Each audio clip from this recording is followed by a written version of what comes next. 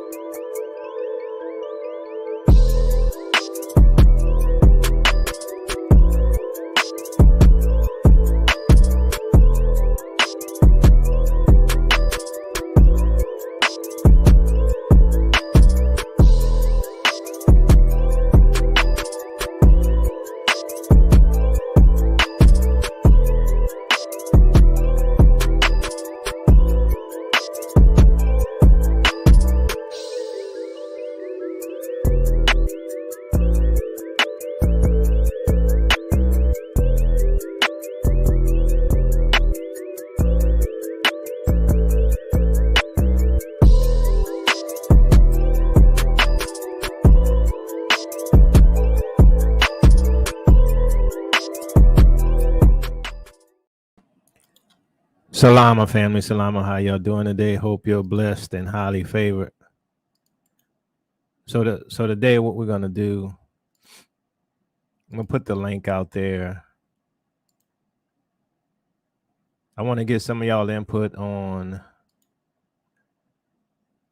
our nation and what's happening and what we should be doing, and we're gonna talk about a breaking news. So if you want to get on, I'll put the link out there. I'll be sharing the news, the major event, which I'm not surprised. And be honest with you, as the scripture says of Satan, we're not ignorant of his devices, right?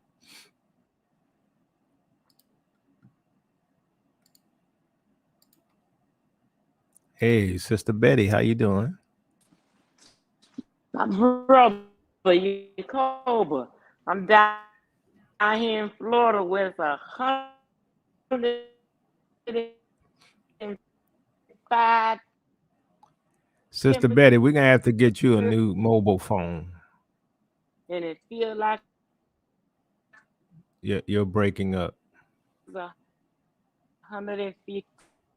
Do you want to try to reconnect, Sister Betty? Rojo, what's up? Hey, shalom, brother Jacoba.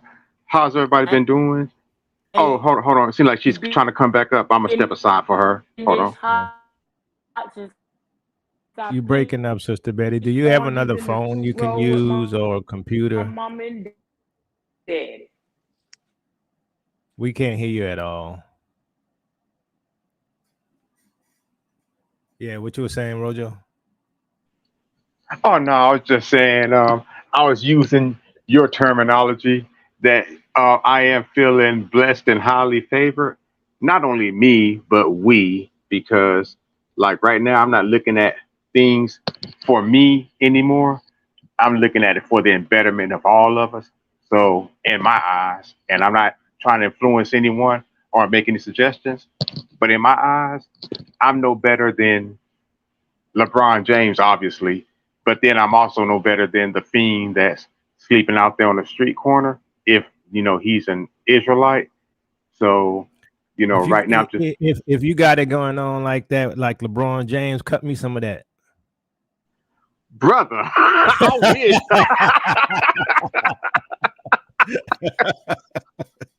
I wish. I wish. I wish I. Man, let me tell you. No, I was just giving a range on that. Hey, let me. If I had to go on like LeBron James, a lot of us, including you and Karis and quite a few of us others, would probably be on a continent right now. Roger would have then started the second Exodus already. Hey, I would have started the second Exodus, and we all would have made a mockumentary movie to send right back over here, or probably would have made it here, buried it so it could be a time capsule to be found by the owls. Brother Doug, how you doing? You got that smile off your face? Doug got connection issues too. All right, let me share this news with y'all, and we'll come back to them. All right, first battles in Niger. French forces attack National Guard, free terrorists, and set up civil war. U.S. urgent security alert. So, we already know that they manage all of the terrorist activities around the world, right? Them and some of the other Western powers, if you know what I mean. And so, this will lined up with the false flag for the exercise that they were planning for 2023, right? So let's see. French special forces attacked a military post of the National Guard of Niger and violated the airspace, according to an official announcement by the military authorities of the country. According to Niger's military authorities, French special forces have carried out an operation to free imprisoned members of the deposed government and leaders of terrorist organizations. Can we say they're employees or potential employees? I'm going to say it that way. Or possible employees. Niger authorities said 16 leaders of terrorist groups arrested in June had been released by the French armed forces. I wonder why. They further add that it seems that the aim of the French was to provide protection to armed nuclei who are going to operate inside the country.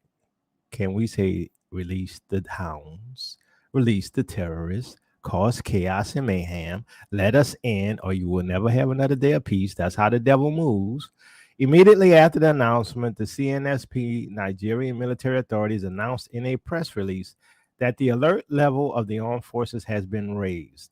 This decision follows a terrorist attack on a garrison by who? The French. The CNSP is now accusing France of releasing terrorists in the region, sources in Niger State. Meanwhile, the U.S. Embassy in Niger has issued an urgent security alert advising any U.S. citizens still in the capital of Niamey to seek immediate shelter until further notice and not to attempt to enter the city center near the presidential palace. A curfew has also been put in place for embassy personnel due to ongoing situation. Okay, CNSP I don't know what that is, has now announced in a press release that the alert level of the armed forces has been raised. This decision follows a terrorist attack on a guard post, and the CNSP is now accusing France of having released terrorists in the region. Communiqué numéro 25. Le Conseil national pour la sauvegarde de la patrie tient à informer l'opinion nationale et internationale des événements d'une extrême gravité qui sont en cours au Niger, du fait du comportement des forces françaises sur notre territoire et de leurs complices. En effet, ce jour, 9 août 2023, aux environs de 6h30 du matin. All right, so I don't know what he's saying, so I'm not going to play the whole thing. All right, breaking. Early today, a French A400M military aircraft took off from Chad and entered stealth mode to breach Niger's airspace between 6:39 a.m. and 11:15 a.m. This method of operation is similar to that previously used by French forces to provide support. Niger, we were attacked by French forces. According to the Niger National Guard, earlier today, a French A400 aircraft took off from Chad and went into stealth mode. We just read that. A few weeks ago, the French military freed 16 terrorists and helped them plan attacks against the military forces of Niger, Burkina Faso, and Mali in the tri-border region. And you wonder why the French couldn't help them get rid of their terrorist activity. I wonder. The terrorists freed by the French military were subsequently arrested during 3 operations in June and July and confessed about the help they had received from the French military. No joke, right? We all know who's behind all of this terrorism around the world. In addition, the Nigerian National Guard post, was attacked earlier today. The exact casualties are currently unknown. This is going to go off. It's going to be lit. It's going to go full fire, right? I mean, the French don't have a nation without Niger. That's how bad it is. It is worth mentioning that France, which supposedly has the largest European army, has been stationed in the Sahel region since 2013, supposedly to fight terrorists, to control Niger and their interests. However, after a decade, the results are evident. Due to the presence of French troops, the terrorists have significantly expanded their territorial control and infiltrated the entire Sahel region. The ECOWAS chief of defense staff has requested a force of at least 25,000 troops for a military intervention in Niger, with most being provided by Nigeria and small contingents also being provided by Senegal, Benin, and Ivory Coast, with other ECOWAS members possibly assisting. Now we know, right? We know where all of the raccoons are, right? We know where they're at, right there, all right? Betraying their own brethren, right? They're going to kill their own people for some Westerners. Make it make sense. The U.S. Embassy in Niger has released an urgent security alert advising that any American citizen still in the capital of Niamey to shelter in place until further notice and not attempt to enter the downtown areas near the presidential palace due to an increase in security. I'm going to tell you, they should have been more prepared. I would have been prepared. Reuters reports that Niger's military authorities accuse French troops of carrying out a plan to destabilize the country, adding that a French jet violated Niger's airspace. Now, they're going to destabilize the country, and they still ain't going to get their gold and their uranium, right? Make it make sense. At the same time, Niger's former rebel and Minister of State, Risa Boula, officially announced the creation of a Council of Resistance for Democracy. The CRR called on the army to arrest the rebels and especially the coup plotter Chiani. Yeah, why? For French, for the imperialists. Somebody make it make sense. Where the Africans at? Where y'all at? How come y'all not on this channel right now? That's what I want to know. Where all the Africans at? Because, you know, y'all need to stand up. Y'all need to do something. Y'all gonna let them kill y'all brothers like that?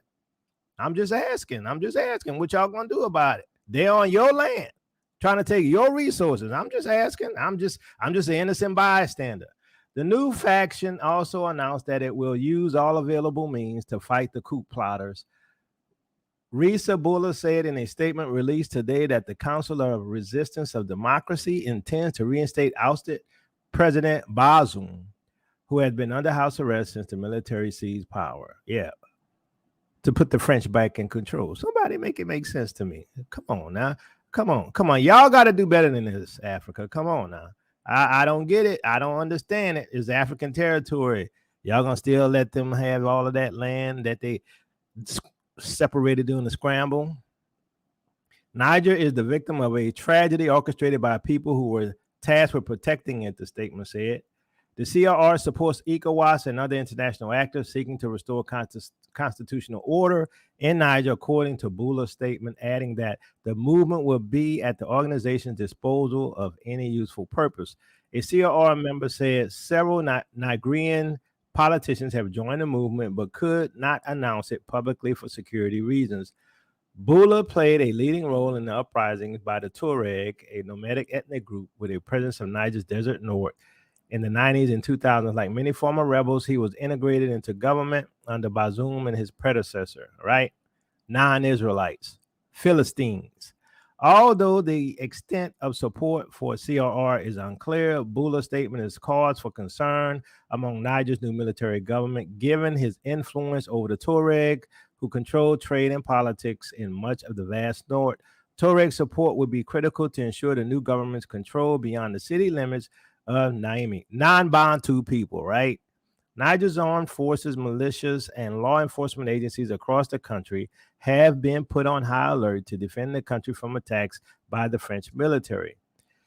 The ECOWAS chief of defense staff has called for a force of at least 25,000 troops for military intervention in Niger, and the majority coming from Nigeria in small bodies, also being provided by Senegal, Benin, Cote d'Ivoire, and other ECOWAS members. Can we say raccoons? Can we? A new video has just emerged showing Abdul Bazoum's former advisor in a video announcing the formation of a new group called the CR. They announced that they will oppose the Pushes. Pushes. They pro-Putin to restore Bazoum, right? All right, so we got some more down here, but let me get some commentary here from the panel, because and especially you, Brother Doug, since we couldn't hear you. What do you think? Can you hear me? I hear Can you. You hear me now? I hear you now. Yeah, you sound good. And then we'll let's see. We got some more people we want to add to the stream. All right, Sister Betty back. All right. What you think, Brother Doug? And keep it in the PG-13, because I don't want to be shut down. Okay, I don't hear you no more, Brother Doug. Sorry about that, man. I just hit the. I said I'm sorry, and I will not curse. My apologies. I won't use profanity. Can you hear me now? I hear you. And just keep it where I won't get shut down. It don't have to be cussing. It'd be too much politically incorrect. And then all of us get shut. You know what I'm saying? But you can say what you want, but just phrase it. Let me write that down. Right. I didn't know. All right. Well, here's the thing. I'm listening to you read the troubles that these individuals who for so long have been under the thumb of colonialistic oppression. But I don't know why I still go to every nation conspired against us. And so how sorry I'm able to feel for anyone, not a Negro at this point in time. I don't know. And I'm glad you warned me to be as gentle, because I understand their plight. I know they're fighting against each other, but I want to pick from that crowd, that group that stood up for us as we were put out under the guise of whatever the guise we were put out under. And so I don't know. I don't know. I mean, and the pendulum swings. I got to ask you, Yacoba, what happens? Okay, let's just say the tide shifts. Let's just say the guys do what they do, and folks are, the shift is made.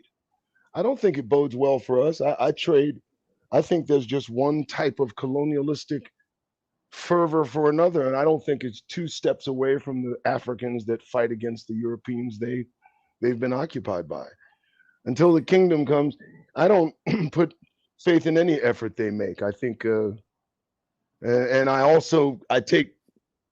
pause a moment to say, yeah, they're going through it over there, aren't they? They sure are. So let me ask you, Brother Doug, are you for the Nigerians or not? You don't care? I mean, what's your position? Not that. My position is that I'm for the removal of any yoke of oppression, but I'm also conscious that one yoke is simply replaced by another yoke of a different color or a different type, and it is only a matter of time that even they will be as corrupt as those they acclaim corrupt above them. So only to the point that they correct that which needs correcting, but I don't put faith in a single nation. And so I'll land there. Yeah. Okay. So yeah. Okay. Yeah. All right. Sister Betty, are you able to talk now? Unmute yourself.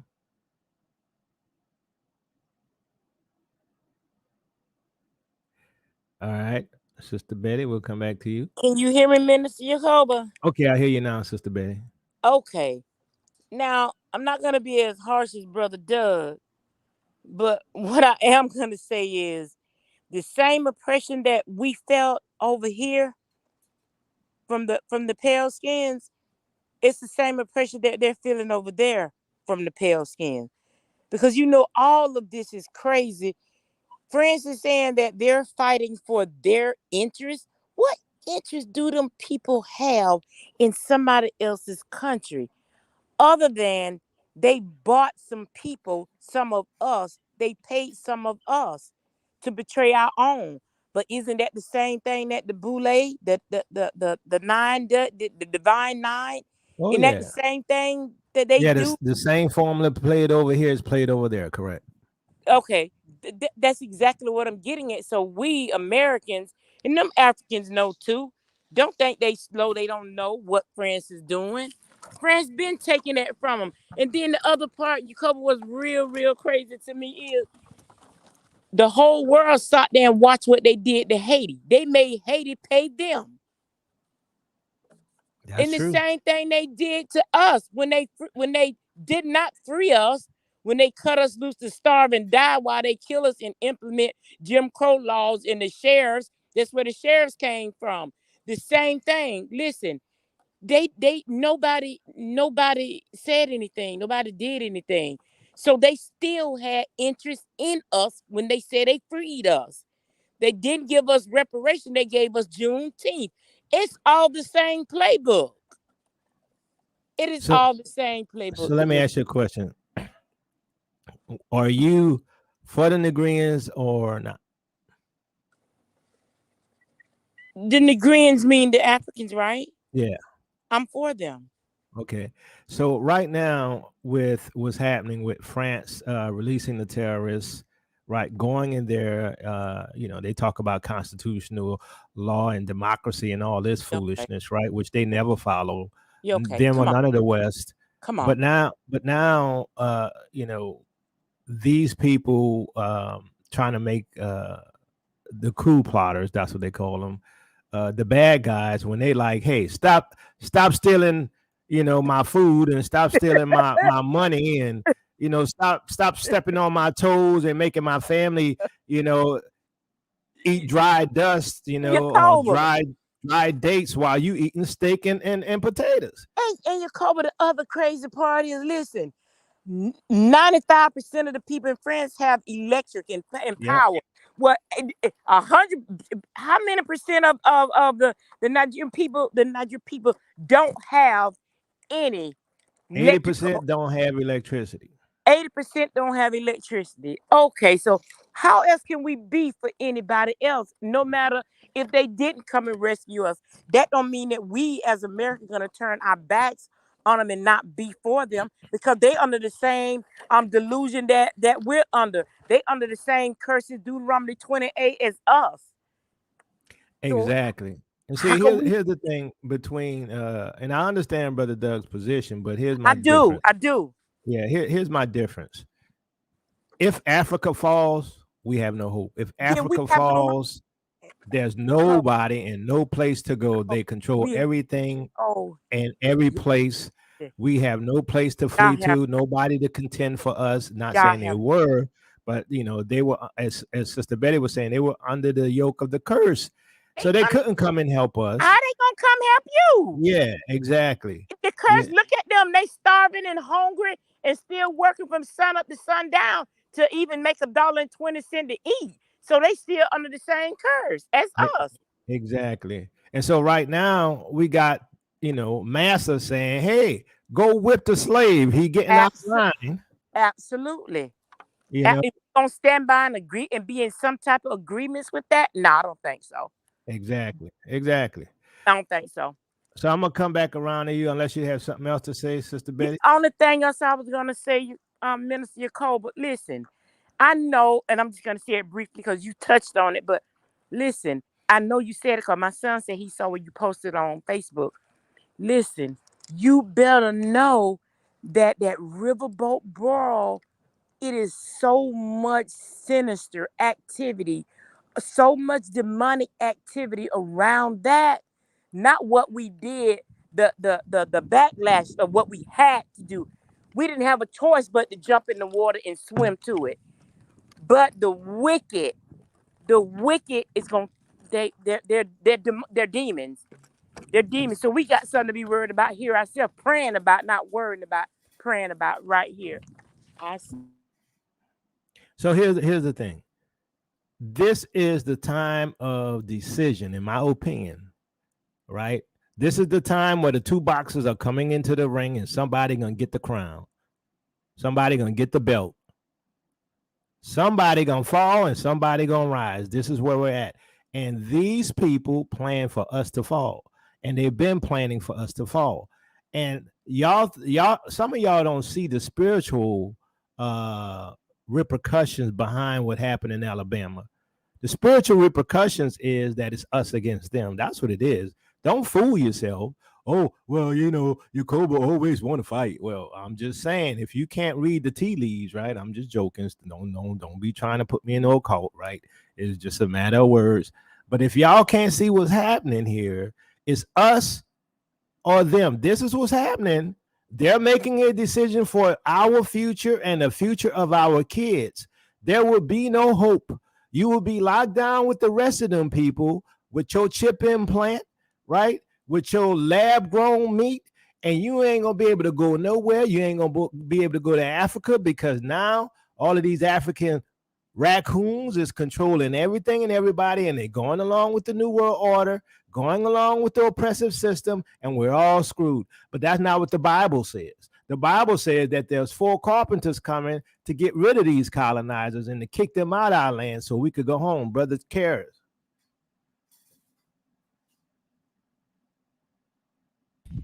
Hey, shalom, family. Can you all hear me? Hey, Karis. All right. Yakoba, thanks for having us on. Shout out to the panel. Oh, this is, you know, I thought it was interesting that the Nigerian Senate had voted, or actually abstained for the most part, in terms of what they did in terms of not bringing up the issue. But again, I figured it was going to start moving, and they're going to have something probably by the end of this month, some sort of a conflict. However, I'm not sure how long that conflict will be, but they're going to have a conflict. A lot of folks have to understand the dynamics of what's going on. The Nord Stream pipeline got blown up, so they needed to go to Africa so Africa can then supply them. Now you literally have the supply of the oil being messed up because Niger said, we're not going to play any games. This is, in my mind, this is like the beginning of the World War. And that is, at this point in time. When did it start? I believe now. When we talk about an actual world war, because this now is outside of Europe, but it directly impacts Europe and the West. And so when this thing happens, you're starting to see, just as Sister Betty had said it, even with Brother Doug, we're seeing the new age of colonization. But this new age of colonization, it's not going to have the same impact that it once had, because in this time frame, I believe the curses are over. And it's the European mindset of, oh, they're going to fight for us. They're going to fight for our interest. I believe that that's a curse. I believe that that curse is on them, because now they think that they still have the same level of control that they once had. And they're going to be frightfully mistaken when it doesn't pan on out. Because I certainly believe this, as you had stated yesterday, the moment that these folks try to have some sort of an military interaction, the moments that their governments are going to get cooed. All of them. I agree. All of them. They're all going to get cooed. Because you want to know why? We are the oppressor for our people. Think about this. If you do go on in there, right? What does that signal to the people that for those governments?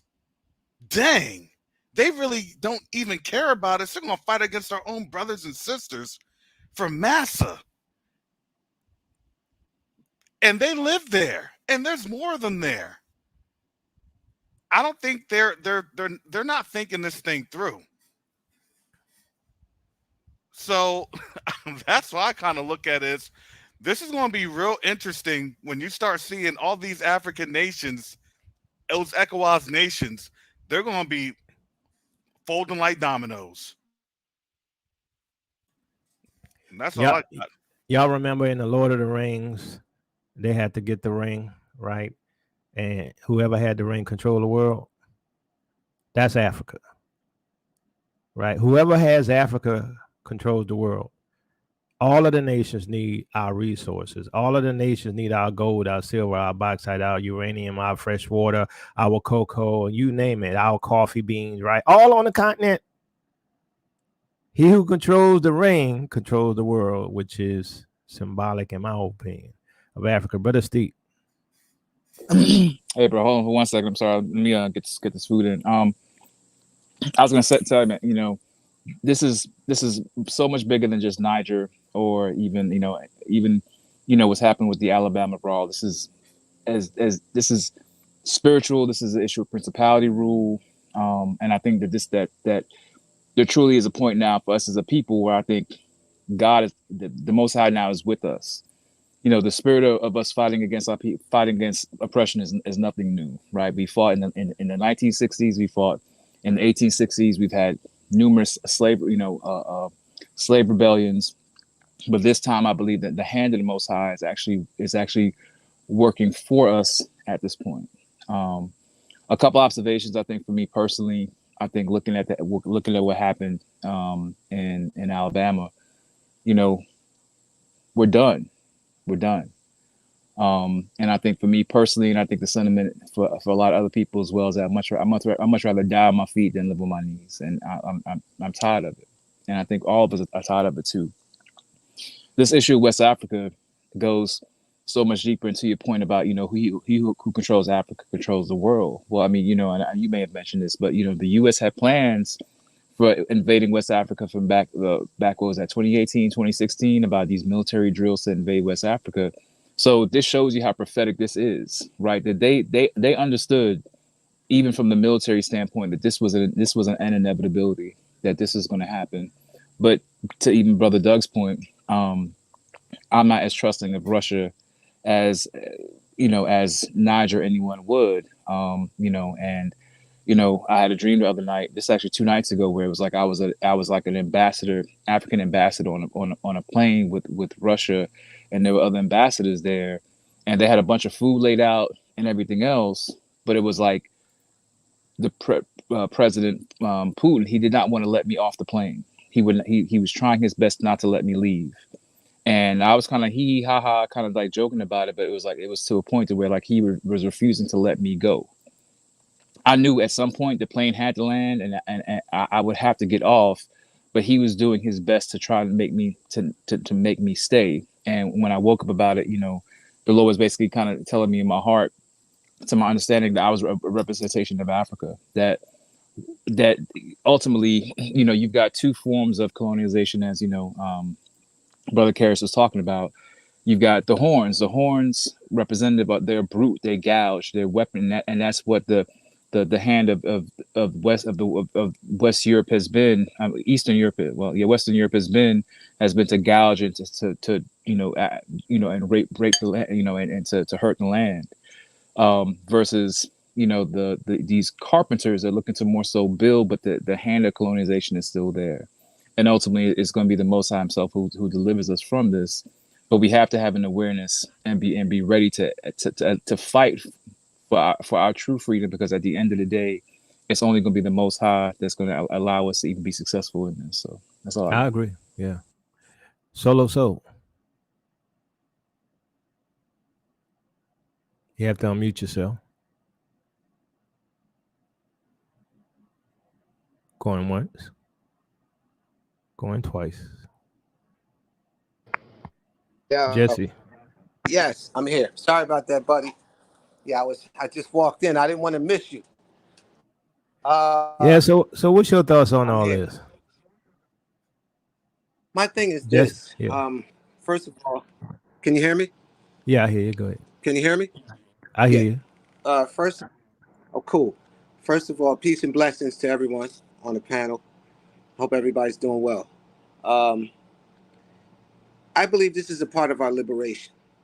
And that when I hear you guys talk, I go back, I would go to Psalms 83. It says, "Let us cut the name of Israel off, so they won't be remembered no more as a nation."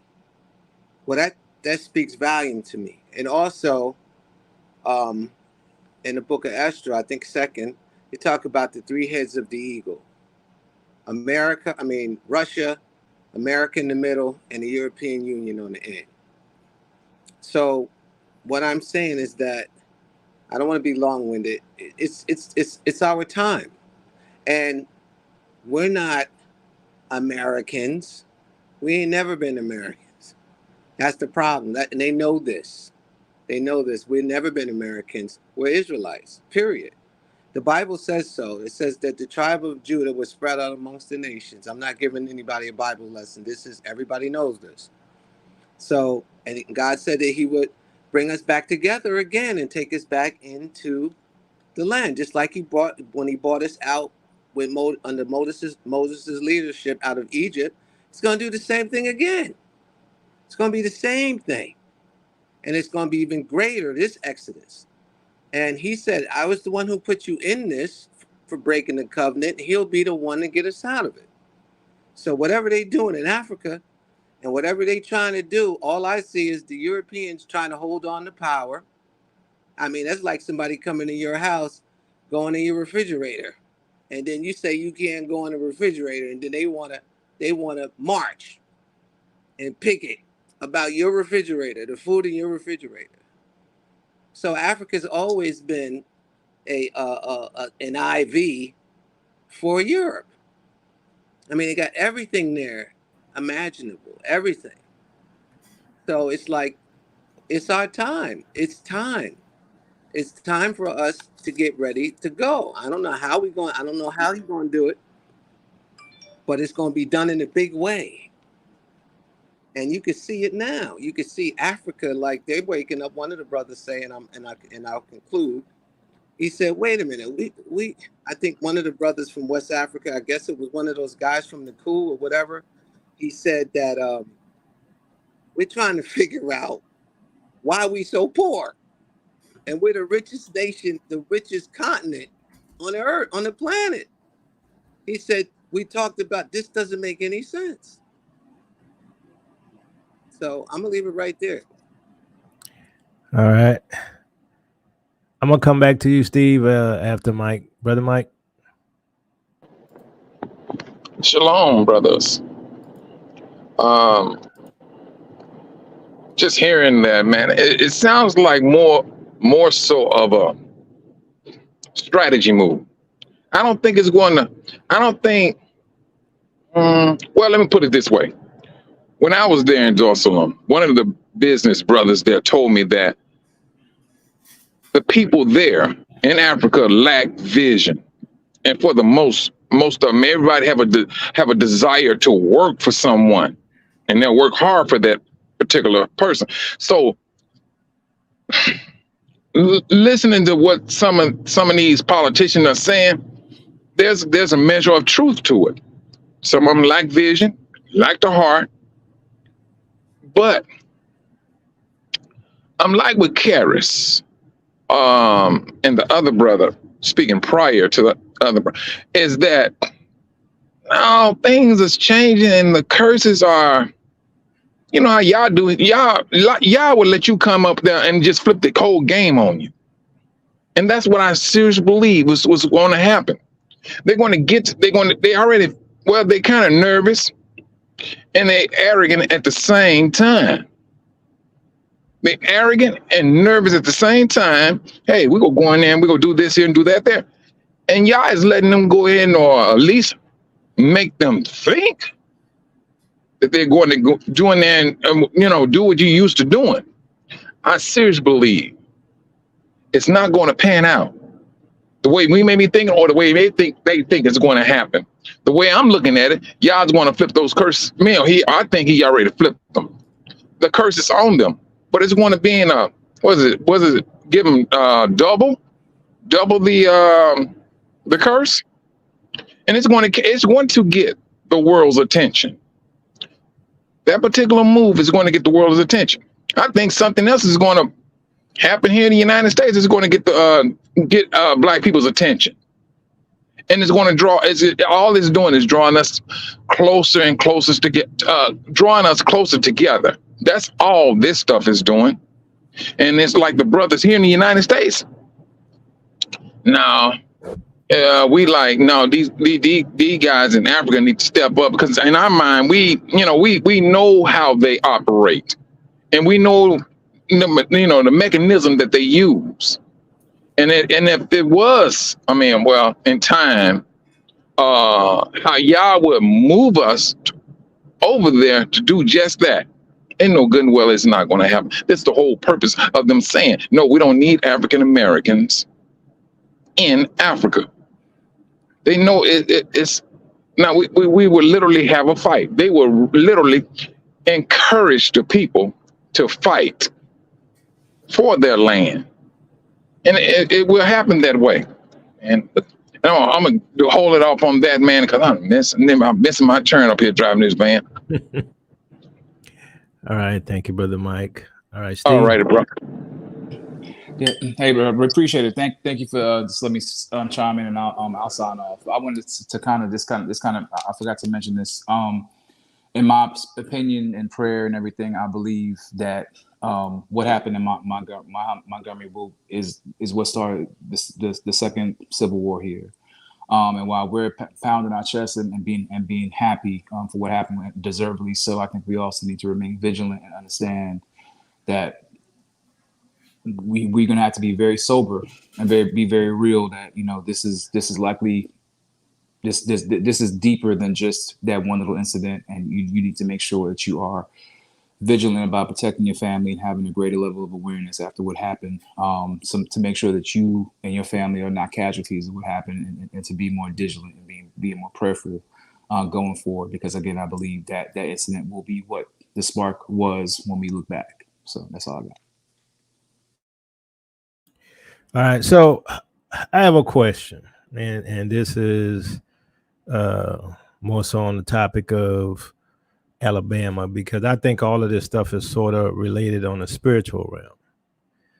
One of the things, I sense, just knowing these people and how they move, based upon what happened in Alabama, you're going to hear of a lynching somewhere, or some young kid or a couple or somebody being taken out by supremacists, or they're gonna say, oh, he committed, the side, I ain't gonna say sewer.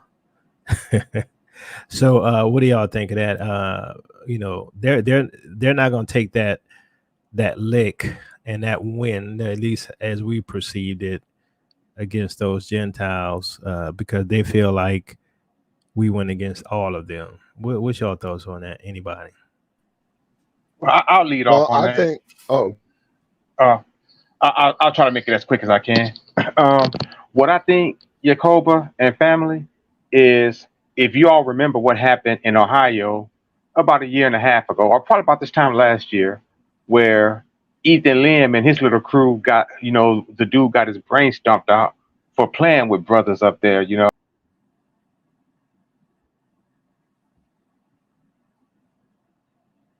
What happened? It wasn't me. Okay, Rojo? I'm 60, because you're right. Whenever we're talking, only us, whenever Negroes are talking, we have to watch what we say, because you're right. Yeah. You had dropped, just letting you know. You had dropped and came back in, so we missed part of what you said. Oh no, I was saying that if you all remember what happened last year in Ohio, in Akron, with the whole thing with the W's, shooting, the brothers with the non-lethal weaponry, and that boy, kind of had his brains turned into street cauliflower, and then JW times 60, I'll just kind of watch what I say with that, So of course, with this happening, this is a much bigger event. It reached the world, so everybody knows about it. It is a very big L on the forehead of Dub S. So they are embarrassed. And I do agree with you. I hope not. I hope you're wrong, and I hope I'm wrong in my thinking. But I do feel that there will be some retaliation from that. But if it is, watch out, because Jacoba, I'll assume that you're a Tupac and Ice Cube fan, right? Yeah, I am. Okay. And both of them in the early 90s, well, Tupac in the late 90s, they both had a very similar line. And I don't know if it was something from the 60s, because Tupac was a Panther. But, just think when Pete decide to retaliate. So I think Dub Best better just take that L and just now, get the picture and learn that we are pulling up. It is a pull-up summer, and go ahead and just humble themselves, apologize to us, give us our reparations, and let us part ways. Or, they can make it, like DMX say, it could get hot. I'll yield there. Yeah, for me, I'm gonna come to you, Solo Soul, to see if you're there, but I don't think that we would do anything. And I know some of y'all are gonna say, well, we did do something at Alabama, but the reason why I don't think we would do anything, because the way we are, we need to know who our enemy is, right? If we don't know specifically who our enemy is, we're not going to do anything, because we don't want to, injure or mess with someone who hasn't been involved or injured us or aggrieved us. So, we probably wouldn't do anything as a group. That's just my opinion. We need to know who our enemy is. If we can't see it, like if they, hit you in the back of the head and you turn around, it's like 10 other people, we ain't gonna do nothing. That's how we go. Solo Soap. Shalom, fam. Sorry, Minister Yacoba, out here running my mouth. And so on the brawl, I see it the same way, like you just said. We got to see who our enemy is. I, agree and disagree. I don't think we got a lot of work to do. And the same way we saw that brawl in Alabama against those Gentiles, they'll do one of their fellow brothers the same way if it was a family member. Sadly, we still beating each other down in the streets like that now. So, I know it's a spiritual thing that's happening, and I know it's way bigger than just that brawl, but I agree with what you said. It's like we ain't there yet. Yeah, we I ain't agree. there yet. Just even like small things. And, you and my mom kind of touched on some stuff earlier. I'm like, dang, why they had to start talking? They just talking on all my points. But it's just something about what's going on now. Being in business in a small town, which is known as one of the most racist counties that me and my mom here now, some people don't even believe some of the things that me and my mom had to go through to start our businesses. And when you try to explain that, even to our own people, they don't see it. They don't understand. It's like if they're not experiencing it, they don't, no matter how much detail you give them, they just don't get it. The same thing with the Most High. Like you can give them, what you're experiencing, but until they experience it, they never really gonna understand it. So it's like, dang, they got to get hit in the face with something real big for them to go ahead and come together with something like that. So I think it's some more events that got to happen before we come together. So I'm gonna end on that. Yeah, I don't know what that event gonna be.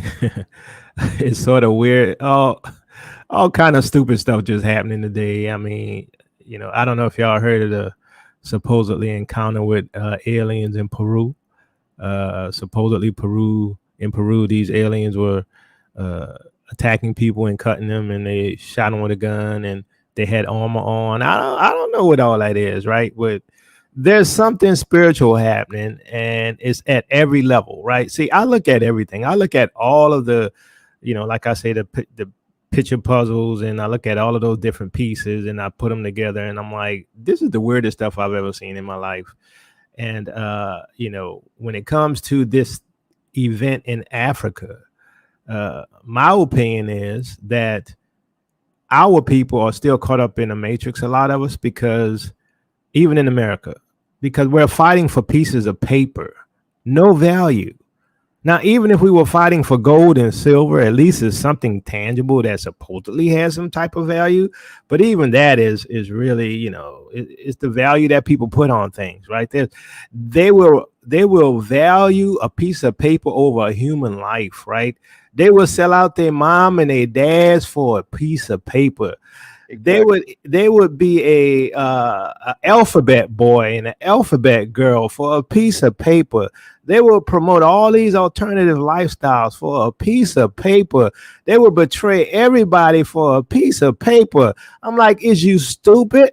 Because in the end, when it's all said and done, all of y'all gonna be betrayed by the devil. Every single one of y'all that sold out for that piece of paper, y'all gonna find yourself lying in the ditch with everybody else. Somebody make it make sense. Any comment? Hey, I just want to update real quick. There was a dude, I assume he's a W, made online threats to Sleepy Joe and got himself off because the FEDs ran up on his spot and some stuff happened. Now he's got a toe tag. Oh, really? Yeah, that just came on the news. Good call. Wow. So what was his statement? Was it because of what happened in Alabama or something else? They weren't clear. They're not releasing much info on that because that is a fairly fresh development that they got going on. But I will stay on, or at least it might be fresh to me. Somebody else might have more info, but I will stay on top of it. And if I have to, if this is over, or if I get something later, I'll leave it in the comment or email. Okay, thanks, Rojo. Appreciate the update. Another question. If, let's say, Niger, as they like to pronounce it, gets taken over, then it will end up being Burkina Faso and Mali and all of that. And, what do y'all think would happen to the diaspora? Oh, Well, Go ahead, Karis. if I may, honestly, the diaspora, we would, I think a couple things, and I don't want to be too exhaustive with this. Well, number one, we would be seen as, they'd always make the not the threats, but they would question, what's your position on the conflict in Niger, right? They would always ask, and they probably ask somebody who was very ignorant of the topic. Because why? Because they'd probably say, well, I don't like what's going on in Niger, and I think that we just need peace. And, that would be their little talking point of their little straw man. But for the most part, for those, especially, I would say a good bit of Black folks that know what's happening, and again, that can be that statistic is definitely on out there. However, with the brawl and what we see in Niger and what we see in terms of the neo-colonialism, right? The question would be, why are our folks going up against our folks? And I believe that really, in terms of what they would see and how they would try to kind of subdue things, we would be watched, I believe, much closer, especially in these channels, right? Especially as we're showing our support in this proxy war. This is now an East versus West proxy war. So that becomes more critical in terms of how we are aligning ourselves in this proxy war. Good, bad, ugly. You can even explain to them all the things that was happening in Mali. They don't care, right? But and even saying that they are defending themselves, their livelihoods, being able to even eat, not having electricity. So if you don't have electricity, then guess what? You don't really have basic services. Imagine that you can't really trust what's in your food. Imagine that you go to the hospital and you don't even know if the lights are going to stay on when you're getting a treatment or going through surgery. You know what I'm saying? These are a lot of the critical things that we just kind of take for granted, that, Mike and I had the opportunity to see that at a hospital, at an emergency room, and you just see all the dust and everything coming on in there. All sorts of contaminants, comparatively speaking, to Western standards. So these folks see what they have been deprived of in their livelihoods. And if we were doing that and we were seeing that, no, look, we'd be saying, no, we need a different standard. We need a different standard of living. No, we can't do this anymore. And now when they're seeing that, and now we're telling our folks, hey, look, let's pray for our people in Niger. Let's stand up for our people in Niger. Let's support our people in Niger. Right? Well, they're going to look at us like, well, like back in the 80s, early 90s, when you're talking about, stop apartheid. They're going to look at us like we're crazy. What do you mean stop that? That's a French interest. Well, what does that mean? And when you tell them that and you ask them what does that mean, they don't know. They're just as ignorant as the next folks. Because why? They just are looking at they don't care how the oppression goes, they just care how the messaging goes. So if you explain to them the message of that messaging, then you blow up their comfort zone. Yeah. All right. Thank you, Karis. Brother Keith, I think you wanted to comment. Yeah, shalom, brother. Thank you for having me. As far as the what's happening in Niger is concerned, and the impact it is likely to have on the diaspora, I think that well, not just with this situation, because in Niger, multiple other countries came to their defense, and they said, well, if you fight them, you're going to have to fight us too. They complicated the matter greatly. And even as you mentioned in Nigeria, the parliament, or whatever they call it, I think they call it the parliament. Their legislative body said no, we don't agree with it. We don't agree with military action against Niger. So I think the common theme is unity. Even with what you mentioned that happened in Alabama, unity. And I don't think much more is going to happen, from that. I don't think that people are going to turn up on a national level or anything like that. But with any revolution, there has to be a spark. And that's always been the case, like throughout human history. There always has to be a spark. What happened with Emmett Till kind of sparked the civil rights movement. The Montgomery bus boycott kind of sparked civil rights movement, if you will. It kind of like inspired it greatly on a national level. Even more recently, with the Arab Spring in around 2011, that sparked the movement and that overthrew a number of governments in the Middle East. The Cuban Missile Crisis, so on and so forth. So people have to have a spark, and that spark will inspire people. It will motivate people to want to pursue change, and that's powerful. You can't discount that spark. So they showed unity in Montgomery. They showed they're showing unity in the Sahel region in Africa. Not just there, other people, other nations in Africa are watching what's happening, and they agree with the Nigerians, people of Niger. They agree. We all have had different experiences with colonialists, and none of us like it. So I think if anything, all that's happening is going to spark like a movement, if you will. And if they do attack the people in Niger, again, they're going to have a pretty much an instant regional war. It's going to be complicated. They won't be, have access to the airspace because a lot of countries that are around Niger are defending Niger, or they pledge to defend Niger. And that consortium, if you will, is just growing. So, and then of course, everything has changed even in the West in terms of social media. We don't have to rely on like the main news networks to get our news, or to hear them opine about what's going on, to give their opinions about what's going on. Now you have channels like this. You have social media that will talk, and it'll you'll have multiple people, thousands of people with their platforms, however large or small those platforms may be. And they will chime in, they will opine about what's happening, and they will defend. Many will defend people in Niger. And by the way, some non-Israel groups are defending Niger. Like some of the oppressors, descendants of the oppressors are defending what's happening in Niger. They know that they've been colonized, and they don't like it either. They say, finally the Africans are standing up for themselves. So it's like throwing a rock at a hornet's nest. And if they do attack, everything is more complicated now, because I'll say this in closing.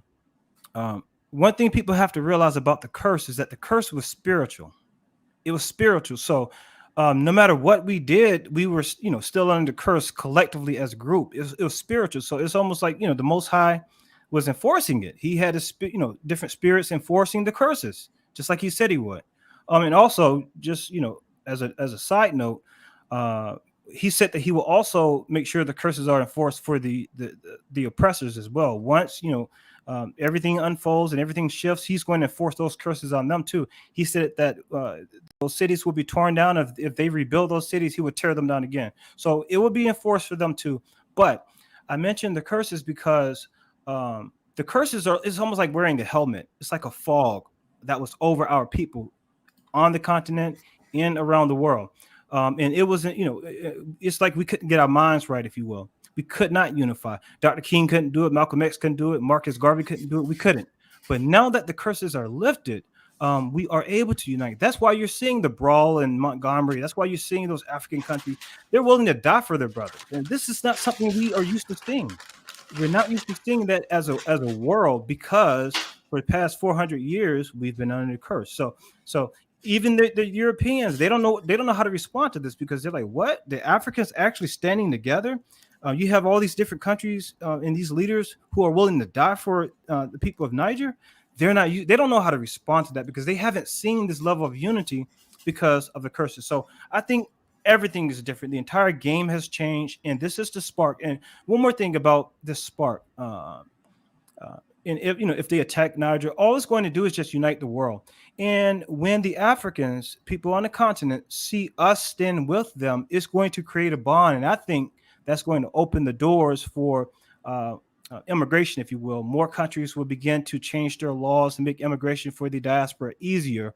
And it'll just open Pandora's box as far as the Gentiles are concerned. But I think this is just the age of unity. And this is all, the working of the Most High as he promised.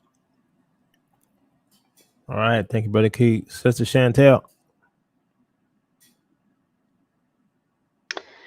Good evening, everyone. Oh, Brother Keith, you left nothing, and I like to eat, but you left nothing. You said everything that I was going to say. Sorry, there's another round coming. That's all right. I'll have to try and think something up. But Jacoba knows I come to talk. So, listen,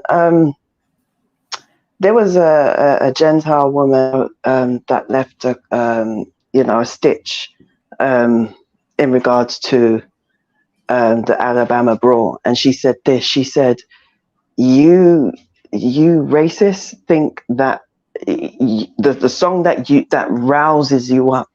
You think that there's so many of us white people that are going to join you. We're not, because most of us are disgusted. Most of us are not going to join you. It's not going to be what they think it's going to be." I wanted to say that. What I see could happen in regards to what how they would treat all of us in the diaspora, especially you guys over in the States. Karis is right. They would probably start asking you, what do you think? What's your take on this? Hoping that you would, separate yourself from our kinsmen, because that's their whole goal, divide and conquer. But also what I see, they're going to be shocked by when they ask, it's not because they just want to know where we stand and how bad it is, because they're starting to see the unity, and it's like their nightmare. But what I also see is, I wouldn't be surprised if they start doing to you guys exactly what they did to the Japanese. I wouldn't be surprised by camps. That. Yep. Or them FEMA camps. Yeah. That's what I was thinking. I would not be surprised if they start saying, well, we're going to be relocating people because, all the white people and all the other ethnic groups will be going into, wherever. They'll say, we're going to be putting you in bomb shelters and blah, blah, blah for your protection. And you guys will be going into bunkers. I mean, not bunkers, sorry, concentration camps. At least some.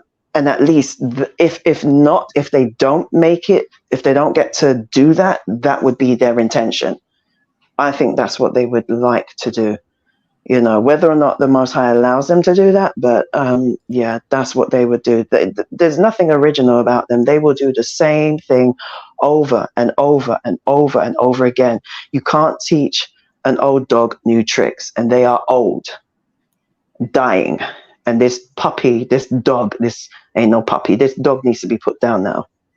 So that's all I wanted to say, because, Brother Keith, you just took it all, man. All right. I'm going to come to Brother Doug, and then we're going to come to final comment. Thanks so much there. I hope you can hear me. So a few things first. The retaliation factor that I've heard discussed as well, involving our oppressors regarding Alabama. I'm taking the opposite curve, in that I think they did examine what occurred closely. And first, it's clear they had it coming. Clear it was not the fault of Negroes. So that aside, they also saw what I consider to be the congealed unity that developed over a period of breast strokes You know, that kind of response to what they did, it will also be taken into consideration. Plus, they're distracted. I think they got stuff on their mind. I think they're too involved with each other. And I believe they'll calculate and factor in that the response, if they do something like, you know, something crazy to a brother, you know, there's no telling what that might be in their mind. And they got a wild imagination. On to, you know, I factor things out into their least common denominator, their furthest conclusion. And I look at this whole situation in Africa, and I put it in some of my comments. I mean, I just don't trust any of them. I just don't. I know I'm kind of mean a little bit, you know. But you know, I look at the fact that everybody involved in the conspiracy doesn't like Negroes today. Yeah. And I mean, I just got to say that, Jacoba, because it's just not. It's an impactful truth. Despite look, they told us who were going over to help the Ukrainians, y'all be careful because they are a little bit racist over there, and they liable to do something to you as you fight for them and risk your life. And I can't imagine, I'm very sorry to say, that, you know, the difference will occur, and just because some people are the same similar skin tone as I am, their agenda is different, and by God, I'll say it again, they were involved. Now they're gonna look at us like they look at us here after we get there, if that's what's gonna happen eventually, and it's gonna come to their mind. And I close with this.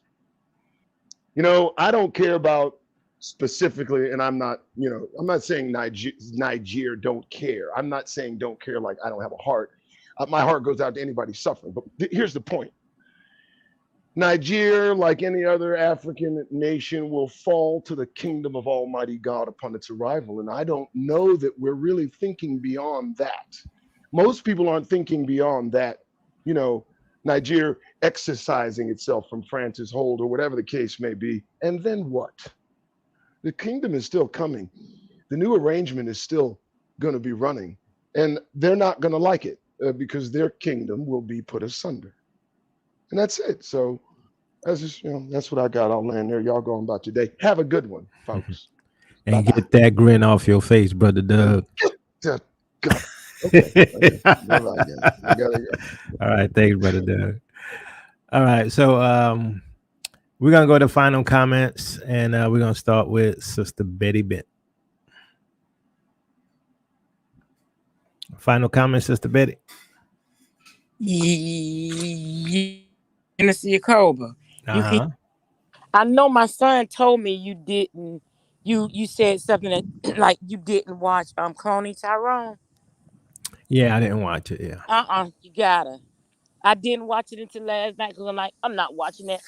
But Minister Jacoba, let me tell you, I really know that the JWs, they put their conspiracy and their ideas in movies.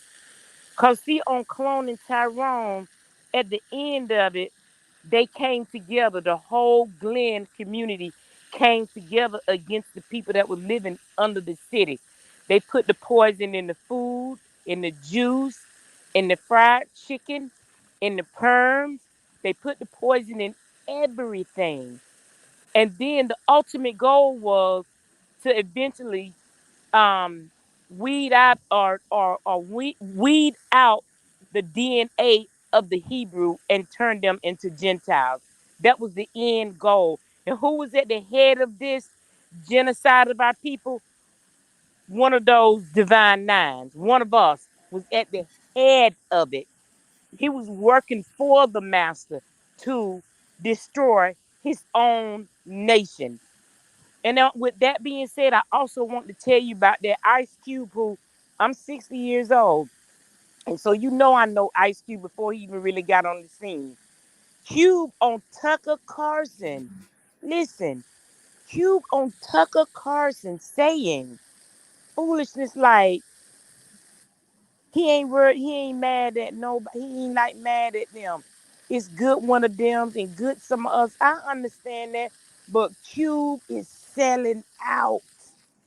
Cube just wants some money for his Big 3 project. That's all he wants. Okay. And he using his old platform of the old way he was. Yeah. He's not the same Cube that we grew up on. He's not the same. Yeah, he's Cube not. He sold out. He's ain't none of them need them ninja need whatever. Ain't none of them the same.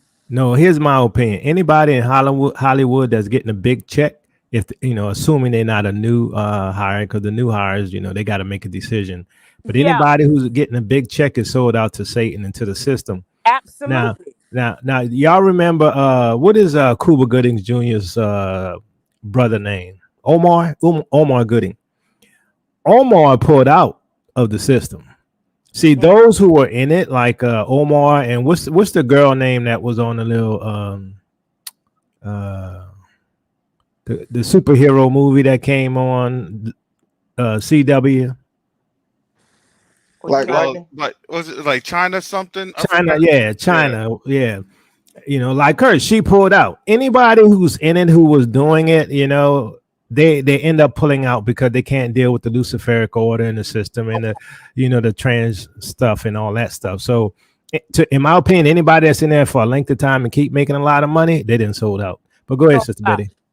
So Cube is doing nothing but trying to do exactly what the puppet masters want him to do. Or like you said, in order for him to get on these big platforms that he's getting on, he is willing to sell his own people short. Ice Cube is doing that, but you got to watch Cloning Tyrone. I'm talking about the meat part of it. I know you're gonna get it. Jacob, I know you're gonna get it. Well, I watched some of the clips and the spoilers of it, so I know what it's about.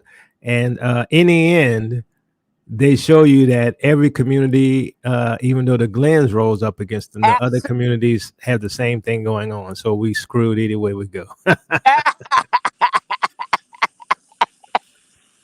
That's what I'm talking about. So when we talk about our people in the U.S., tell me how we can even make us any different from the people on the continent. That's true. That is true. And then the worst part about it, Jacob, we got billionaires over here, millionaires and billionaires. Yeah.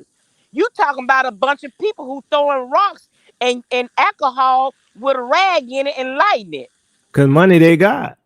Oh, come on. Okay. That's my closing.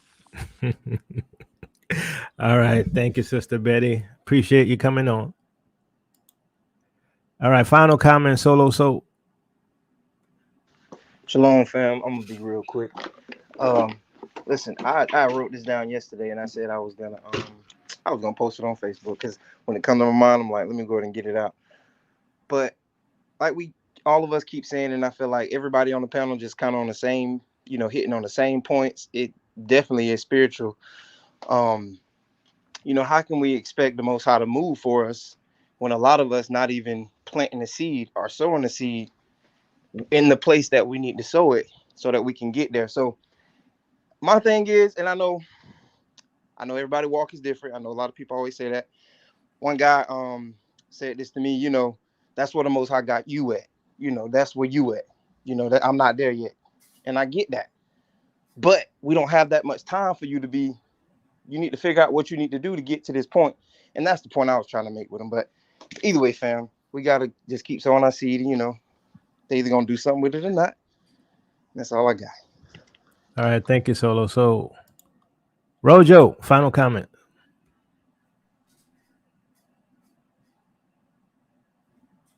You're muted. There we go. Yep. I'll say this. When you look at what's going on over in that part of the continent, and you couple that with keeping it on a continent with, I can't remember what country had agreed to do it. They're sending about 1,500 soldiers and police to Haiti to restore order there, or at least attempt to. They've agreed to. So Kenya, Rudo. There you go. Them. And then what happened in Alabama? And not only that, I mean, let's talk about what we're not being seen at. Some of these protests going on around the country, protests, rallies, or whatever. You're not seeing very many of us in those. It's those other folks you're seeing. And I guess my point in all of that is that there is a really big global movement right now. I mean, yes, we are here in this trash can here called America. So, and it is the epicenter of everything. But it seems like everything is aligning and everything is happening consecutively everywhere. So people need to be, excuse me, I got tongue twisted. People need to be mindful of that. And in closing, all I would say is this: we should rename another Israelite holiday. August 5th, moving forward, should be the official White Chair Day. And I close there. Shalom. All right, thank you, Rojo. Appreciate you coming on. Brother Karras, final comment? Yeah, you know, August literally just got started. And I kind of look at it as what other stuff is going on? What other things are getting ready to happen? And, not to mention that you have bank closures or bank failures. You also have banks that are getting ready to pop. So then what does that look like in the next 60 days? Especially with these the credit ratings and the down ratings of the banks. This thing is big. And the reason that you have Niger is because it is a direct response to economic issues that Europe will be facing. They're getting checkmated by Russia. And Russia, despite how they may be or how folks are looking, they're doing what they're doing and they're waking up folks. They're waking up our people on the continent. So as we continue to see this, we have to be mindful of what the impacts are going to be towards us, because don't think that this is just going to be something out of left field, or it's this or it's that. We know retaliation's coming. We know that look, we'll see some sort of a of a rally on the streets of Montgomery by them folks. You know what I'm saying? Yeah. So we understand the game plan of the system. But again, I like to say, I see that the system is breaking. And the way that the system is breaking is because we are responding in a different manner.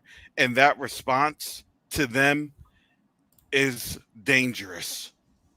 It's fearful. They're scared. They're scared about everything now. And honestly, all we need to do is just keep to ourselves and see the calamity happen. Because the Most High said that he was going to show this right in front of our very eyes, our very faces. So I think the Most High that he's allowing this to go on because this is his perfect plan. And with that, I'd like to say shalom. Quick question for you before you go, Brother Karras. When you was on the continent, for the Africans that you ran into, do they understand that we don't have any friends at all in this world other than our own people? Do they understand this? Because I know the Boule here don't understand it. The Boule think because they got money and they're allowed to go into some of the same places that the elite go to, that they're accepted, but they're not. Do they understand we don't have no friends? It's just us? To be honest, I don't think they understand it, because you have to realize they're on what they think is theirs, and it's not really theirs. You see what I'm saying? They think that they actually own what they own, and if they don't even own it, it's owned by Arabs, Chinese, Indians, and Europeans. So they do have you mean those curses are real? They didn't get to eat the fruit they picked? No, they don't. No, they actually don't. They only get to eat just a little bit, and you can see that they're malnourished. Because why? Because everything that they're producing gets shipped out. Yeah. If it's in something refrigerated, it goes and it gets shipped out, and it's refrigerated all the way back to India. It's refrigerated all the way back to China. The only things that they have that's not refrigerated goes right into the black areas. And you're getting food that's spoiled. You're getting food that's going to make you sick. You may think it looks good. You may think it smells good. It has a flavor to it, but you don't even know how that food was stored. But that's what they think. They think that they are able to really bypass everything, and they don't even realize they're economically locked down and economically oppressed. And then they look at us like, we have the dollar. That's the key to the answers. And it's like, no, we got to work and build with each other. Me giving you $1, me giving you some money, that doesn't do anything. Because why? Because number one, we don't have the money. And number two, you're going to put that money right back into a colonizer. Yeah. So what we have to do, we have to work together to build the wealth within ourselves and then be able to have the enterprise of that. So when we started speaking to them about, look, this is how we build, this is how we work with ourselves, it was like the light bulb came off, like they never understood this. And then I had to understand they don't necessarily have the same type of curriculum that we would have. They may say they may have a doctor's or a master's degree, but they don't really truly have an education. They're not allowed to critically think. So when they hear me, they're like, oh, this Negro's a radical. And it's like, no, I'm not necessarily a radical, but I'm going to give you some common sense in terms of how to approach what you should know. And then they said, well, unfortunately, it's like this. That's how it goes. They don't want to address anything, just like our people. It's the exact same mechanisms. Exact same. Well, it's tough. We can't do anything. We can't say. They are a defeated people. And more or less, we are too. And the sad thing is, they have so much wealth underneath their feet, and they're just so defeated that the Chinese and the Indians and the Arabs and the Europeans just come on in there and just start raking them over the coals. They don't understand. They got to take it back. Ain't nobody gonna give it to you. Then a thief don't give back what they stole. Mm-hmm. And they don't even realize they had some. The article that you had posted recently about the conference. This is a couple years the Awakening channel, and they said it went from 5% of a residual income, of a residual return, to now less than 1%. It's like 0.0009%. Basically, these folks are going up in there and just taking things for free. Oh yeah. They're taking things for free. And it's like, you are never going to get out of your condition. And that's the same with us. We are valued much more, but we don't even get paid on the same scales as our counterparts of other ethnic groups. And look, that's democracy for you. And that's democracy. Exactly. So, yeah. But yeah, I didn't want to monopolize the time.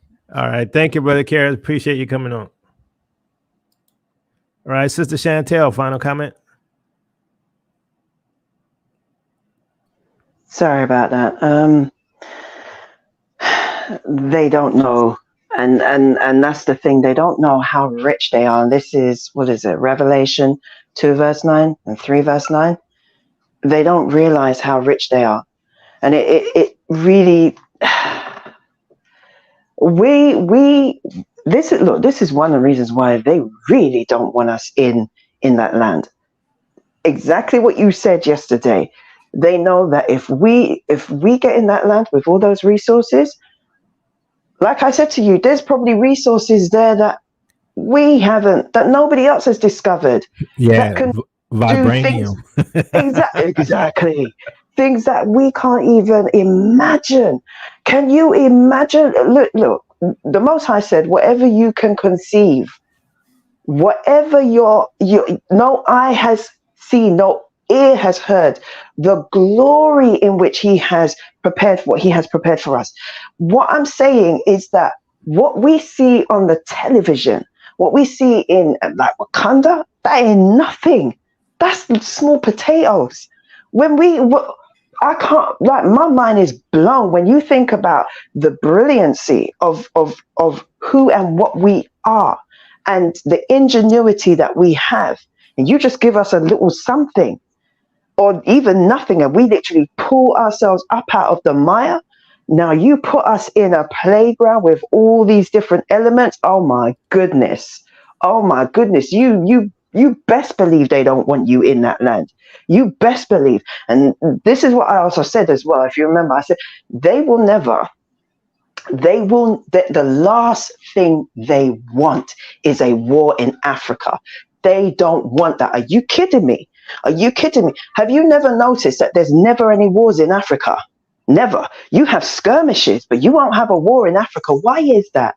Because they know that you can blow up Ukraine, you could blow up France, you could blow up America. It don't mean nothing. But they don't want you blowing up Africa. Are you crazy? All that topsoil with nourishment, to grow the food, all those resources. You think they want them you think they want anybody blowing up the uranium, the bauxite, all of that? Nah, they don't. Why do you think if they could have used these to destroy you, they would have? That's why they did what they did 3 years ago. That's why they go through all these. Oh, let's inject them with this. Let's try and stop them from doing this. The whole alphabet gangbangers thing, that was nothing more than their last ditch. I said, when I saw that's what they were doing, I was like, oh really? This is the path you're taking? Okay, good, take that path, because I already knew you do that, you're done. Africa don't want that mess. Russia don't want that mess. And China don't want that mess. Do you know China literally got rid of all them boy bands? They banned, what's that Korean boy band from China? Oh, they got rid of the K-pops?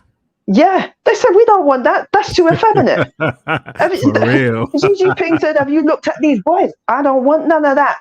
Yeah. They don't want that. That's why that, the religious leader of Russia turned around and said, we can only have allyship with those that we have something in common with. Do you know how deep that is? Like I was saying to you, Colbert, this is so deep, they're not even looking at color. Where we're fighting and skirmishing over, oh, you're black and oh, you're white, and they're like, no, we don't care about that.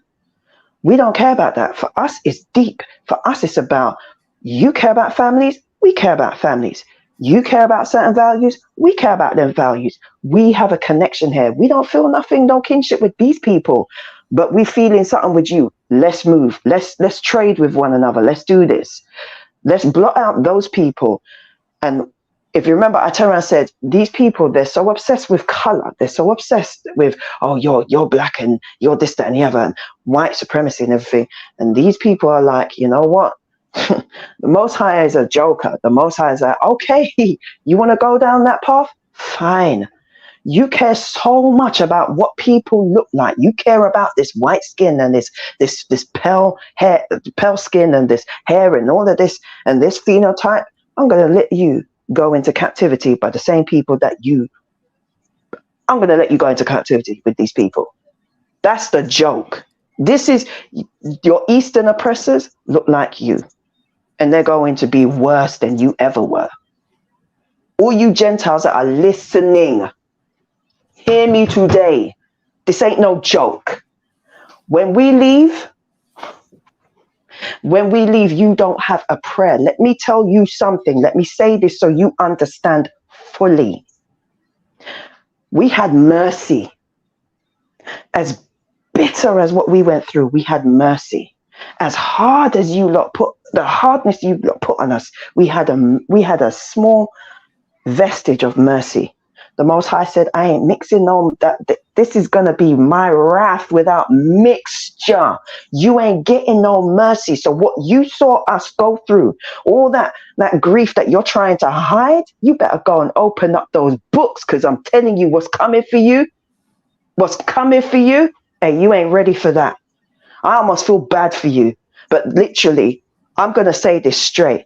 Every time I see certain things that you people do, it makes it even harder to not hate you. I'm going to say that real. It makes it even that much harder to not hate you. You remember that. And you also understand the fact that when this kicks off, the only out you've got is with us. So you better start making nice, and I'm going to leave it there. All right. Thank you, Sister Chantel. If they try and invade Niger, it's over for them. I agree with that. I think this is where their graves will be, personally, because the curses are over. I don't believe France will win. I don't think the West will win. Final comment, Brother Keith. Yeah, I agree with you 100%. Yeah, they won't win. I mean, it'll literally be a hornet's nest. Yeah. Yeah, that would be a terrible idea. And I think they know it. I think that's one reason why they haven't flexed their muscles even more.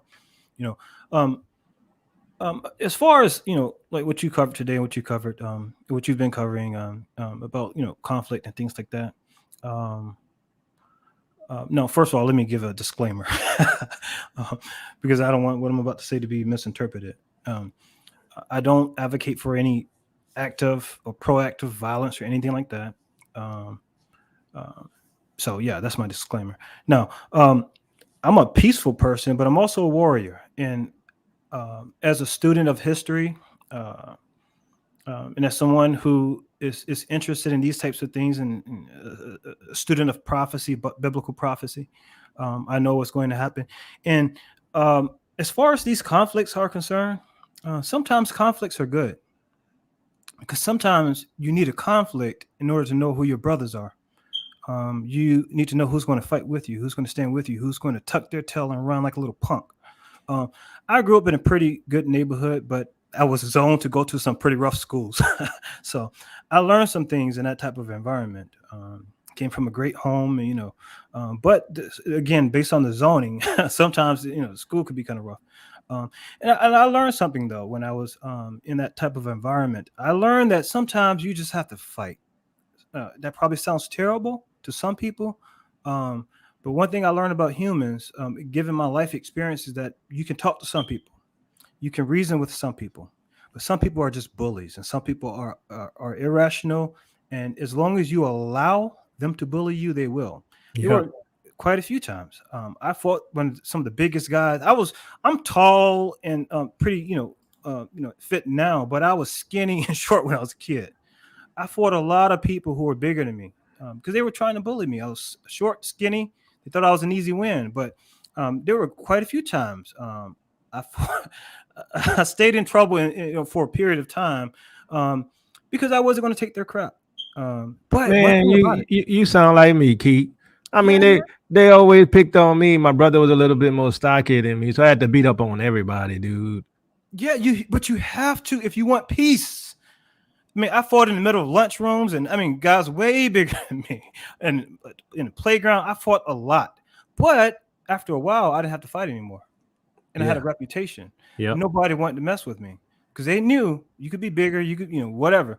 I had backup for one, but I was willing to scrap, and I did. And people saw it. I got bloody, but I bloodied them up way worse than I got bloody. I'll tell you that. I wasn't an easy win. But I didn't get bloody. Well, you know what? I went all in.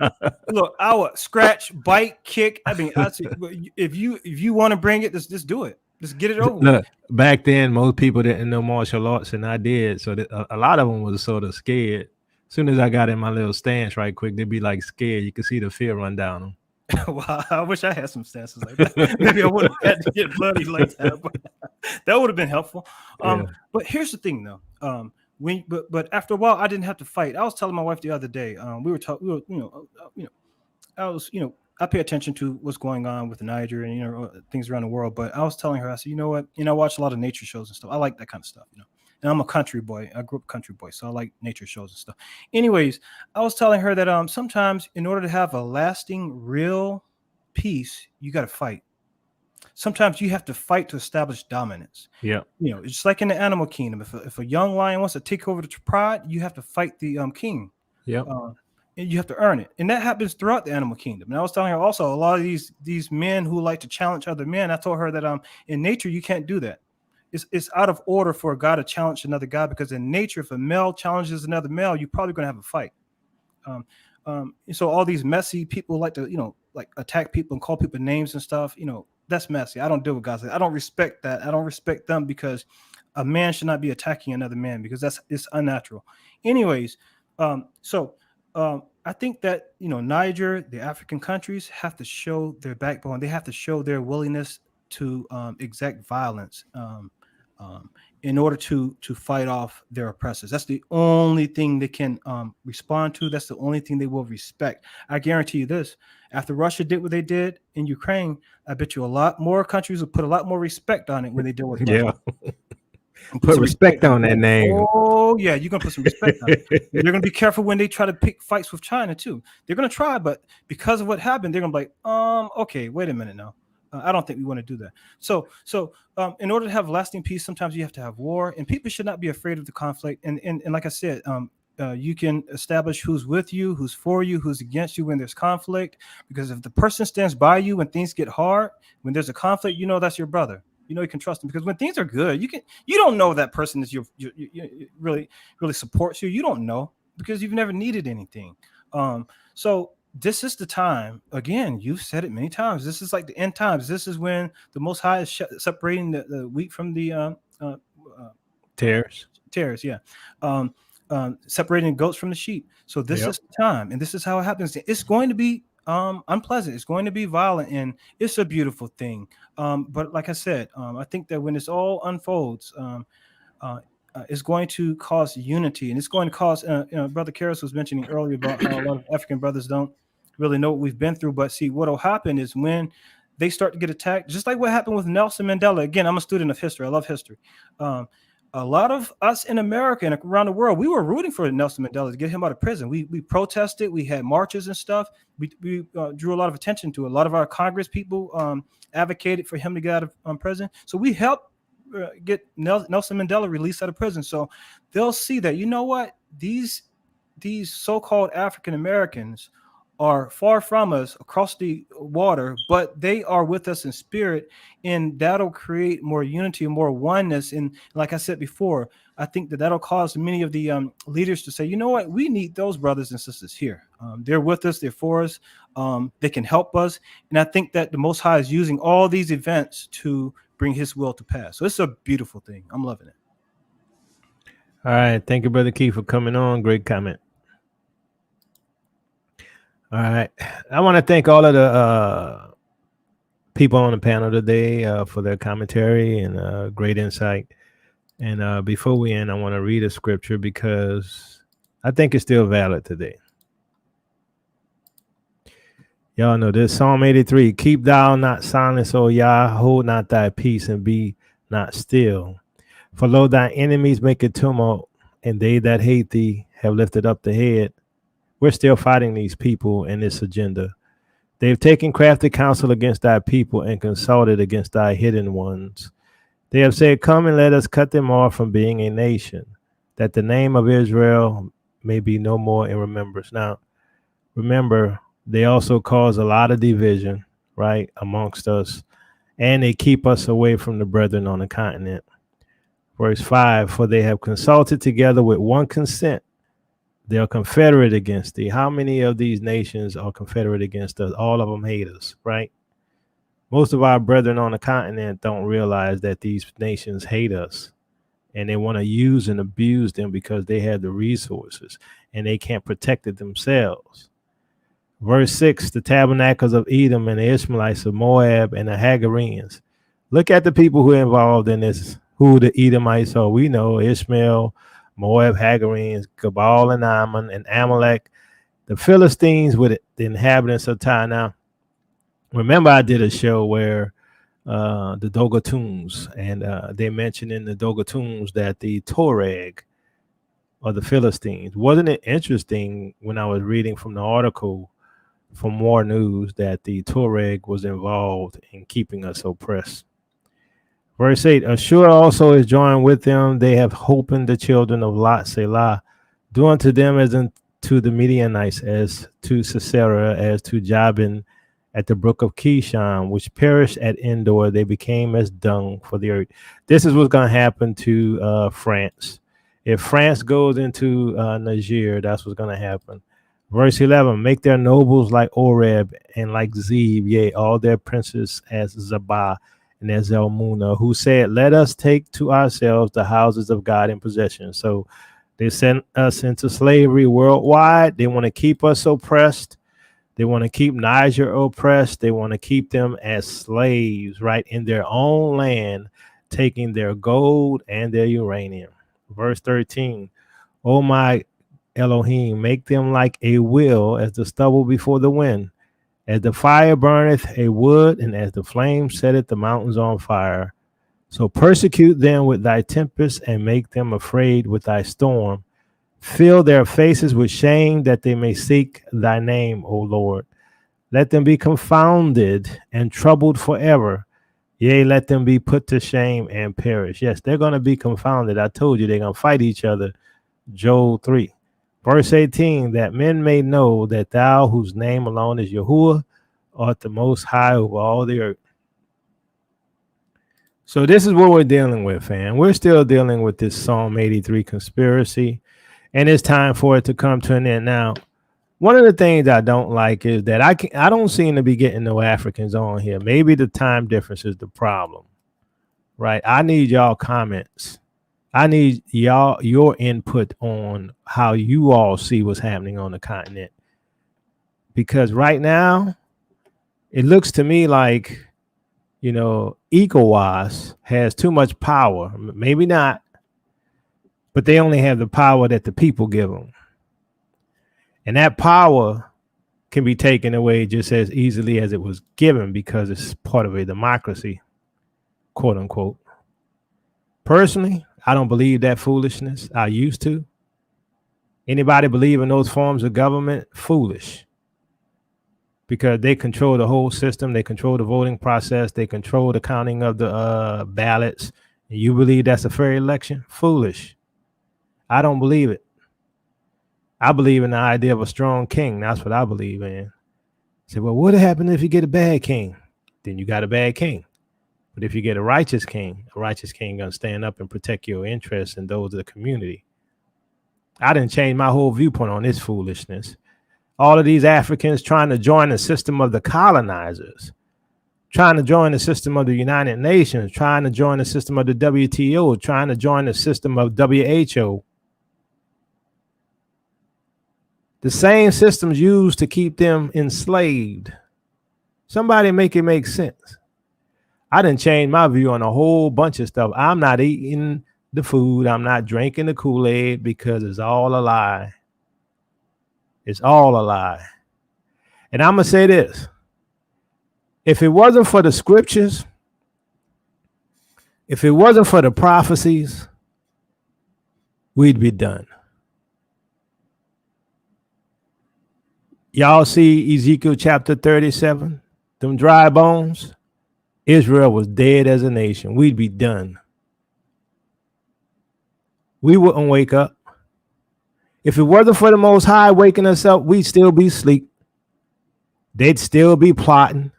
They'd still be taking our gold and silver and keeping us from the continent, because y'all be saying stuff like them crispy Africans.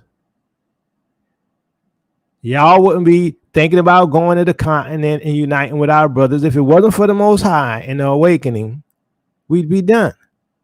Screwed. Stick a fork in it. Israel was dead. But the Bible says Israel will be resurrected. Interesting, isn't it? Our Messiah was what? Resurrected. And those who were drawn to the Messiah, what? Got eternal life. Isn't it interesting that the scripture said that the Messiah was a light to the Gentiles? Isn't it interesting that the scriptures say that Israel is a light to the Gentiles? Isn't it interesting that the Messiah was resurrected and the nation of Israel will be resurrected and what? Be a light to the Gentiles. And they will be drawn to what? The brightness of thy rising. And some of them are going to obtain forgiveness and eternal life by trusting in Yeshua, and deliverance from the Babylonian system by following Israel. I'm just saying. I see a lot of comparisons in terms of the symbols in the Bible, right? The imagery, the stories. Because we are his people. We are his people. We have the blood of the prophets. Yeshua was a descendant of Jacob. We are descendants of Jacob. But we all need eternal life. We all need forgiveness of sins because we're all broken. And he's going to put the pieces back together again. This is the time. And our enemies will be judged on the mountains of Israel. Not that little dirt in the Middle East.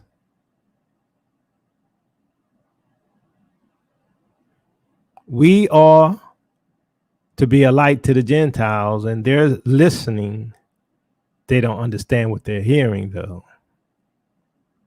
They regurgitate keeping the law, some of them. They regurgitate not eating pork. But they don't have no spirit. They don't understand that we are a family of the royal house of the king. They haven't put it all together yet. See, the rock that the builders rejected became the chief of the corner.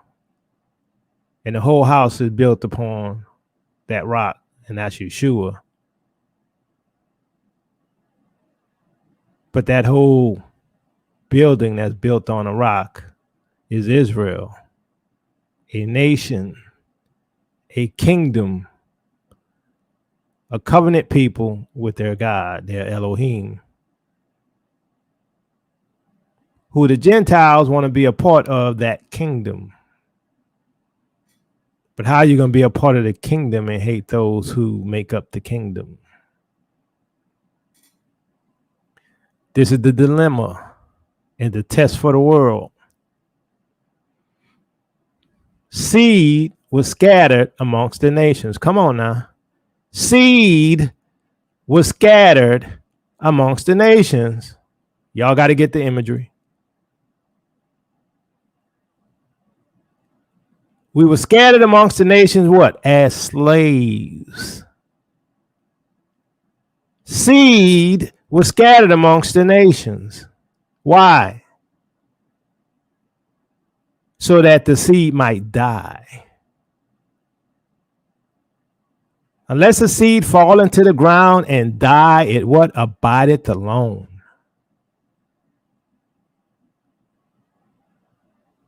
But if it dies in the ground, there's life that is grown from the soil. Come on now. A tree is grown from the seed, and a tree produces branches, and those branches produce fruit. Ezekiel chapter 37 states Israel was scattered and died. They went into the grave, and those bones are the whole house of Israel. But Israel will arise like that tree, Ezekiel chapter 37, and become a tree, a kingdom. Like Nebuchadnezzar tree became a kingdom and filled the whole earth. Israel's tree will become, Israel's kingdom will be a tree that fills the whole earth, ruled by the Messiah, because he's divine. And we're grafted back in, and the Gentiles grafted back in again, and therefore fruit falls off the tree and people get life. Come on.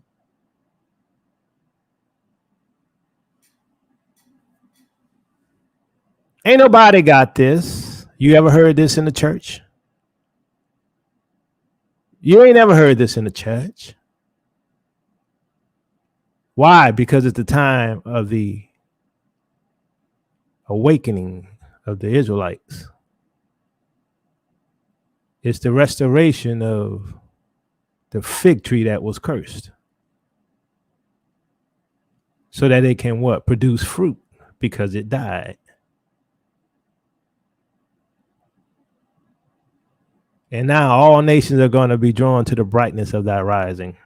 Isaiah chapter 60. Oh, you Israel, you a Jew? We hear that Yah's with you. Can we come with y'all? This is the time. And France is picking a fight they can't win. The West is picking a fight they can't win. They're not going to win. I guarantee you they're not going to win. How can you say that, Jacobo? They're not going to win because the curses are not on us. It's on them now. They can't win. No matter what they do, no matter how many weapons, no matter how many soothsayers they seek, they can't win. Because the curses that were on us is on them. Macron going to send his people in and wonder why they losing. Because the curses are on them. There was no power in our hand to free ourselves. There will be no power in their hands to free themselves, and there will be no power in their hands to defeat those who are under the blessings now. Just watch. Mark my words. This is not like the old days. This is not like the early 1900s and late 1800s. No. Their time is over. You see it. You feel it. You sense it in the spirit. Those who are sensitive to the spirit, you know they can't win. But they control the whole world, Jacob. They control the banking system. They got the strongest military. Yeah, but God's on our side now. Israel fighting together, defending each other, saying they have awakened to the truth of that we are the people of the book. And all this stuff happening just like we said. This is why they don't want you to believe you Israel. You know why?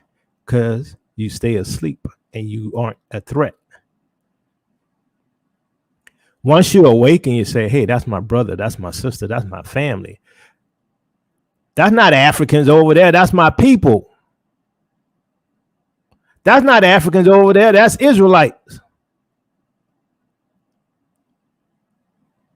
That ain't Africa, that's Israel. I know some of y'all don't believe that. That's your issue, not mine.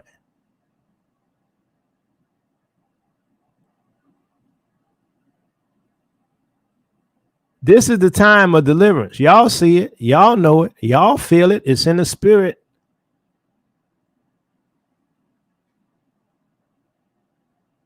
They think they're going to win, but they're not. They think they're going to win, but they're not. Watch and see. Peace and blessings, Israel. Your captivity is ending. Love you with the love of the Messiah. If you want to support this ministry, you can get it through Cash App. You can also become a patron. Also, you can support us by going to gift giving. And let me put that in there because I always sometimes forget to put it in there.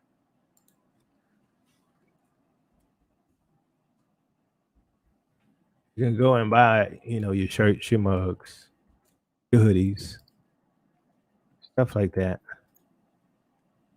From giftgivingforall.com.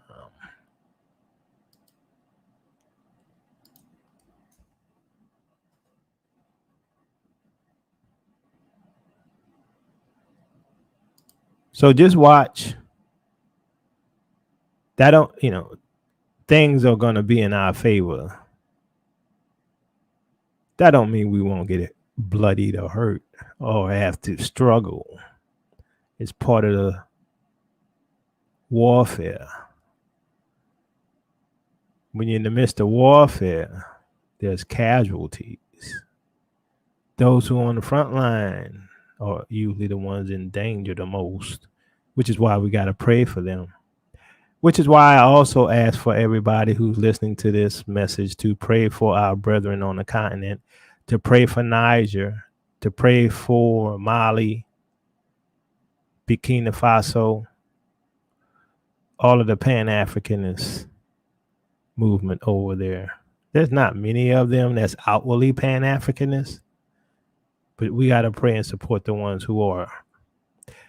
Love y'all, and please support the Dry Bones Project.